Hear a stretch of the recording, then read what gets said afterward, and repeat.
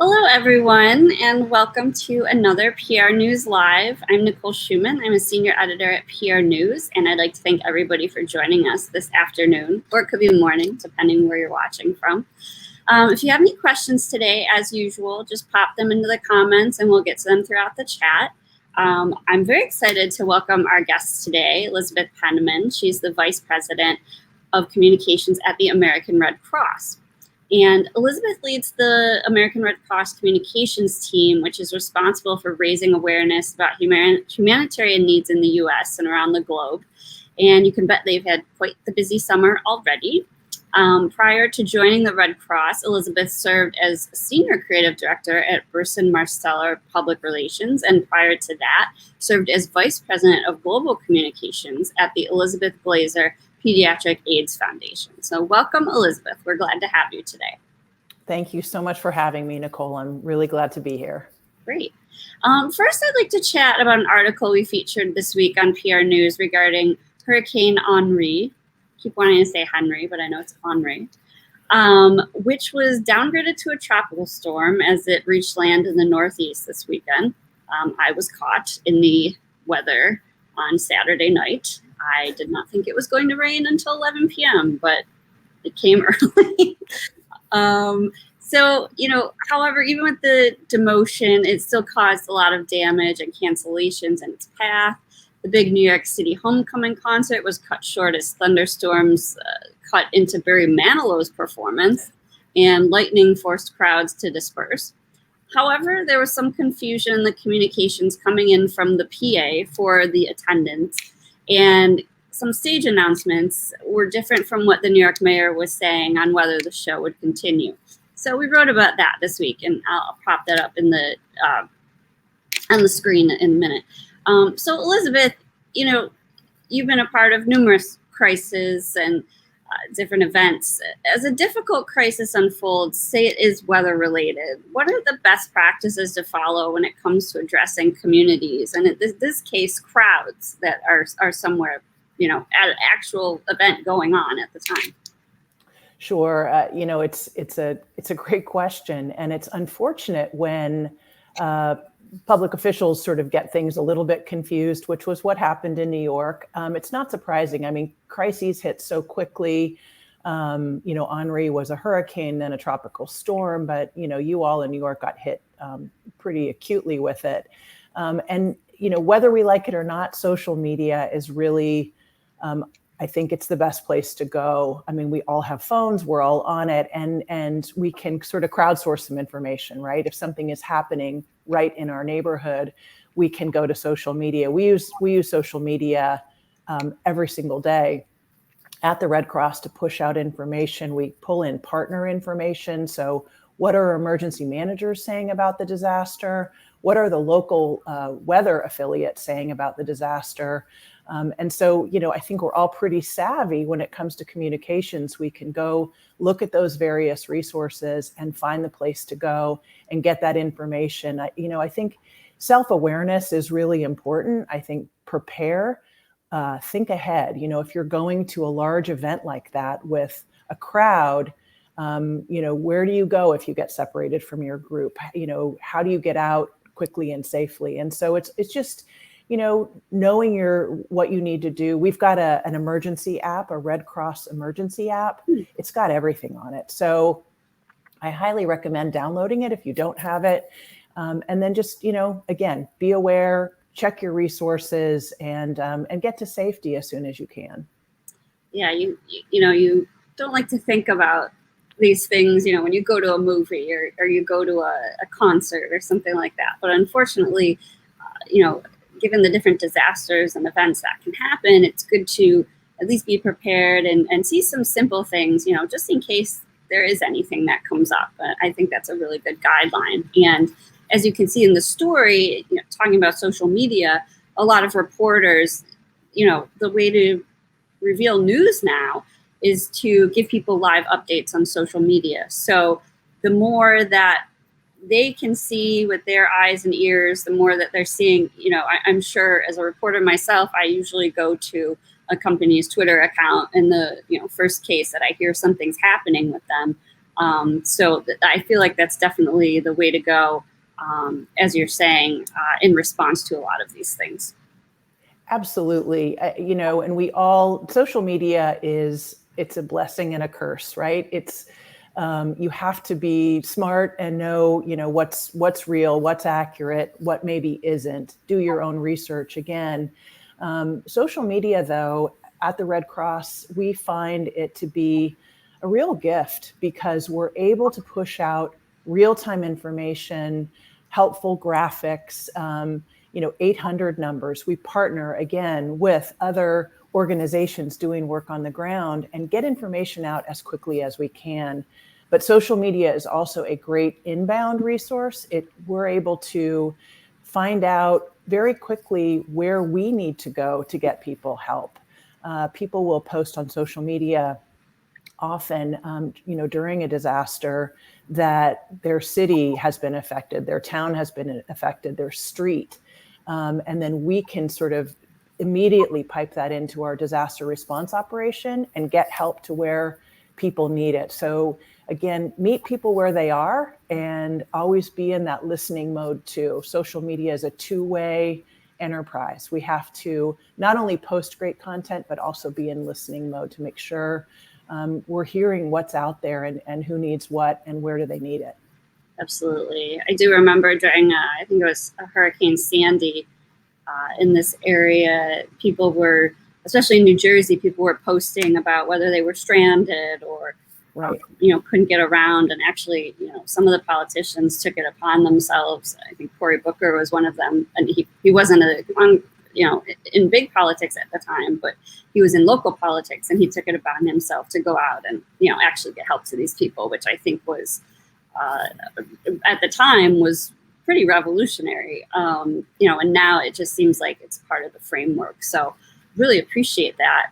As a follow-up, anything you would recommend in terms of following up with a group who may receive an event cancellation due to a disaster? Like this group, I'm sure they were disappointed they didn't get to see anything else. But what do you do in that sort of situation?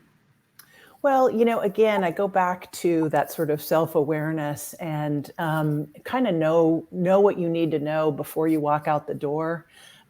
We always emphasize preparedness at the Red Cross. It's kind of our everyday messaging. It could be a disaster like the one that happened in New York with a lot of people out in a crowd. It could also be, something in your own home. The American Red Cross responds to 60,000 disasters a year, many of which are home fires. And so we always emphasize, be ready, have those go kits ready to go, have food and water for your family, ready for 3 days, think about your animals. So we're always emphasizing preparedness. So when it happens to you and you're in a large sort of setting like that, again, just knowing what to do, where to go, how to get out safely and quickly. I can imagine emergency managers in New York had a lot on their hands that night, and they, had to deal with power outages. They had to deal with getting people to emergency rooms and such. And so how do we take the burden off of them? We do our research, we know where to go, we know what to do, and how to take care of ourselves and our families. So I think preparedness is key. And just having that self-awareness before you go out the door. That's great. Yeah, I mean, if you see clouds outside, you gotta prepare for the worst. And there are lots of clouds these days, so yeah. No, for sure. Well, thank you so much for your insight on that. And we will be talking a little bit more about preparedness in a couple minutes, as September is National Preparedness Month, and curious to see how you guys are creating messaging for that. But I'd like to turn right now to your role at Red Cross and what it's like to execute these types of communications needs on an almost daily basis. Now, it just seems like this summer has been crazy already in terms of weather-related events and those sorts of things. Or is this normal, or does it seem busier for you in terms of outreach? So it does feel busier than it's ever felt. And I think, unfortunately, the underlying factor here is COVID, right? It's a pandemic that we've all been dealing with now for 18 months or so. Every organization has had to pivot. We're all working from home for the most part. We're now on this, incline again on the Delta variant. So COVID is that underlier for everybody. And as communicators, working in organizations, we all have to kind of be adept at managing that message. But, I hate the term new normal, but this new normal that we're in is back-to-back disasters. These huge scale natural disasters that we're seeing, more hurricanes, more often, longer lasting. The disaster season for us is starting much, much earlier. The wildfires out west started well before they typically do. And, we're now reaching containment on some of those large fires, but, they go on and on and on and morph into other fires, larger fires, add-ons. And so it's troubling, it's certainly troubling. And we are seeing the effects of climate change. We are in a greater response mode than we've ever been. We always sort of key off of previous years, right? And our big year more recently was 2017 when we had hurricanes Harvey, Irma, Maria, California wildfires, mudslides. This has been a tougher year. I mean, 2020 was tough with the pandemic, and 2021 with the pandemic still, and then these disasters. So, it's important just to keep at it. I think we're really good at what we do. We try and stay on top of this from a communications angle and get information out as quickly as possible. We start our day every day with a newsroom meeting, similar to maybe what you do at PRNEWS, but we get the entire team on the phone. We look at what happened last night. How many people do we have in shelters? Where are our issues around the country? What is our line of the day? What are we talking about today? Is it about preparedness? Is it about the California wildfires? Is it about the situation in Afghanistan? And we set that tone and that message for the day, and then we go and execute. Yeah, I was curious. That was one thing I was going to ask you about with things happening simultaneously. How do you prioritize? Everything is important. How do you, decide, and how is your team structured to get through that? Well, I have to say, I have such an unbelievable team. I mean, truly, just humanitarians, every single one of them, and incredibly, really good at what they do. And I think that is key to anyone's success is, it's the quality of the people that we work with and their devotion to our mission and their devotion to, just really excellent execution. And so prioritizing, we do it together. We really do talk about, what are you seeing over on social media? What are you seeing in the media space?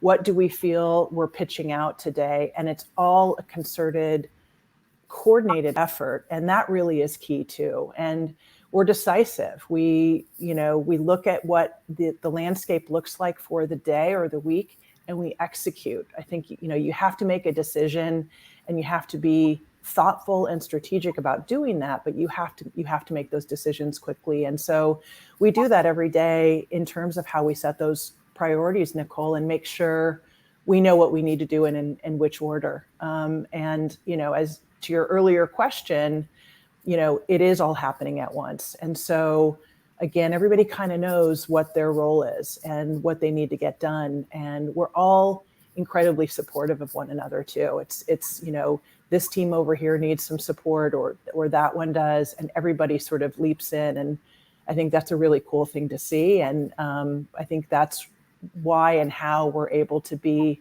I think, pretty successful in getting these messages out to people that need them. Yeah, that's definitely important, especially at such a big organization like yours. It truly showcases the fact that you can't work in a silo. And I'm sure a lot of your employees have been working from home as well. So that almost makes it, doubly important that people really are trusting one another and depending on each other and, to get these things out. I'm wondering, I know a lot of your you guys do a lot of national messaging and whatnot, but I know there's also a lot of local outreach. And, you mentioned, kind of listening on social media and, getting information out that way. But, what are some of the ways, are there ways to get the word out, during power outages for those, or for people that might be off the grid during these major weather events? I think about Katrina and how actually the newspaper became hugely important to the city, and the fact that they actually still had printing capabilities and they were able to get things out that way. Now, I mean, that was a long time ago. I can't believe I'm saying that. It makes me feel very old. But, what are the ways now? I mean, people's cell phones might run out of battery, or, they might get washed away in a flood. I don't know. What are some of the ways that you do local community outreach? Well, it's complicated, and when power is out, power is everything. And so when someone loses that connectivity, it's pretty critical. Don't laugh, but there is something out there that we do encourage people to get. It's a hand crank radio. Radio is an incredible way to get messages out. And so we encourage people, when they put their Go kits together, I have one in my car, and it's a hand crank. Also battery packs where you can, put that in your Go kit so you can charge phones and that kind of thing, and computers if you have to. But again, appreciating that not everybody might have a hand crank radio or a power, a battery pack. We always do seem to find a way to get somebody out there who can let us know that there's an issue or a challenge. And it happened a couple years ago when we had a group of people in a town in Florida that were cut off completely from, they had flooding, and they had no access to either help in or out. They couldn't get anybody in to come see them. And a woman posted on Facebook and said, "We're cut off. Our community is cut off." It was one person, but she said, "I'm here with, dozens of people. We have no water, we have no food, and nobody can get to us." We have at the American Red Cross a pretty sophisticated social media tracking tool, and we're able to then sort of distill, what's real, what's accurate. This was a real, legitimate request, and this woman needed help. So we were able to tap that into our disaster response folks, let them know this area in the country and in the state of Florida had an issue, and we needed to get help right away. So while they were cut off, they had no electricity, they had no water, food, we were able to get help into them within a handful of hours. And so that is the power of effective communication. And we do see that now. When communities are cut off, people do go to social media. They go to Facebook or they go to Twitter and say, "We need help." And so we do that all the time. And it really is quite powerful. The other thing I'll mention is that we do stand up shelters during these disasters. And our shelters have power sources so people can go in, they can get food, they can get water, they can get shelter, get out of harm's way, and have an ability to plug in and reconnect and let their family know that they're okay. That's great. Yeah, I think can't even imagine what it's like if you have somebody in the path of a disaster and you can't get a hold of them, if you live somewhere else. And, that's nice to know that they have somewhere to go. Yeah. Especially too, I mean, not everybody can afford a hotel or get out of town and that sort of aspect. So it's great that you guys provide that service. I think about this a lot, especially this year with PR professionals. It's been a long year. Now it's over a year. It can be easy doing the work that you do. And, you have a team, you see these things in the news every day. How do you motivate yourself or your team to keep going when so many people are suffering, when you're hearing all of these stories? I mean, it's a lot. I would think on someone's, mental well-being. How does that work? It's such a great question. And I am motivated by the fact that I know we're helping people. At the end of the day, it's an incredibly rewarding feeling to know that our work is actually impacting down to an individual level, but a community level, a city level, a state level. We are helping people every single day. And I know that my team feels that way too. It is incredibly, I think, rewarding for all of us. And we keep coming back every day. It's not without its stress, and it's not without, fatigue. I think this year has been harder on all of us, for sure. But I can also say that we feel more connected than we've ever felt before. And I have regularly pulled my team. We've done these sort of informal, anonymous surveys to ask people how they're doing. What can we do for you? How can we support you? And people have said, because of things like video conferencing and Teams, we see each other every day. We check in with one another. I've tried to check in with every person on my team and make sure they're okay, and to really listen to them. And we know that there are days when we're going to feel down. We're going to feel like, how do you keep doing it? But again, I go back to the fact that it's incredibly rewarding, and how we can support one another. And even though we are physically distanced, we're emotionally connected. And I really do feel that with this team, and that support is super important to give to one another. So, I'm proud of us, and I'm proud of what we've all as communicators been able to do over this last year. And, you've read a lot of the same articles I have. The role that communicators play is incredibly important, all the way up to the C-suite, because we have that pulse of what's going on within our teams, but within our organization, and what we're seeing, what we're hearing, and we can help create those strategies and those answers and those communications vehicles to kind of get the right information out. So, we lean on each other a lot. And I'm proud that we've been able to do that. That's great. Yeah, definitely strength in numbers helps during these times. And I almost feel like you have to have a certain calling to be able to work at a place like the Red Cross, or really in any sort of nonprofit at this time, or healthcare, just working communications. I mean, it's true. It's true. And as I said, there's a lot of sadness, but there's so much hope. And I think we hang on to that, and we keep kind of trying. We deliver that hope, and we do that every day, and give people that hope, give people those answers. Getting that help to people who need it is just it's what we work for. Great. And one of the last things I wanted to ask you about, I know September is your big National Preparedness Month. And most PR professionals know the importance of preparing for a potential crisis, or they should. Don't wait till it happens. Make sure you have something in place before. How does preparedness play a role in your programs? You mentioned some of it before, and some of your larger scale disaster messaging. What does this month really mean for you guys? So, again, we're, I think, good at getting those messages out. We've got a network of incredible communicators across the country, about 125 in regions all across this country. And, I have to give a huge shout out to them, because they help to push those messages out, both in local media as well as national media, and then through social media. And we have tips. I highly recommend to check out our social media platforms. But we essentially tell people, look, you can never be over prepared. You can never be too prepared.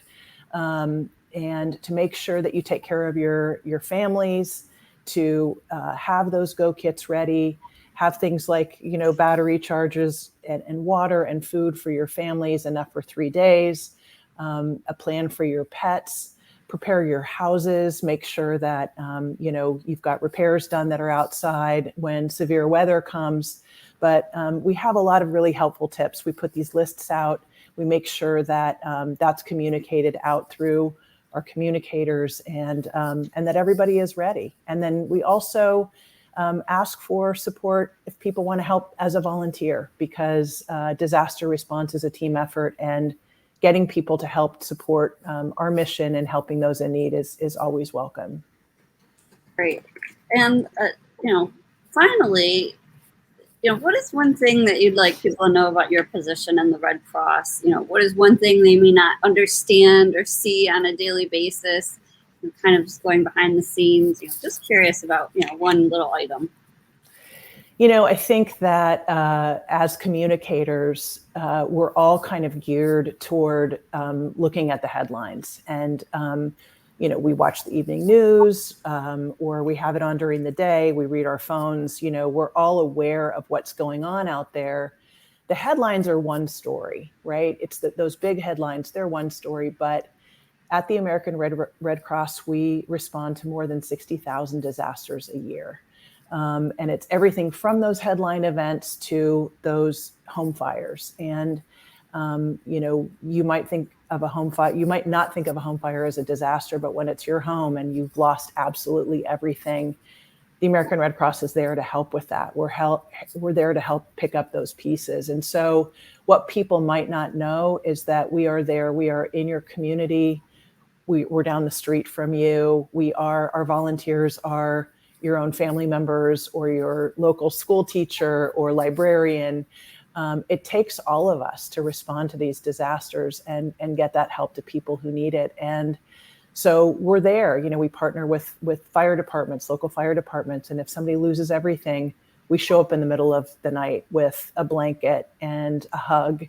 And we get people into a hotel. We get them the help that they need to get off of the street after a fire. So we're there for the big disasters. We're there for everything in between, and we're there for those home fires. And it's a lot, but we're in every community for a reason. And we've been around now for 140 years. We just celebrated our anniversary. So it's a wonderful mission, and we love what we do.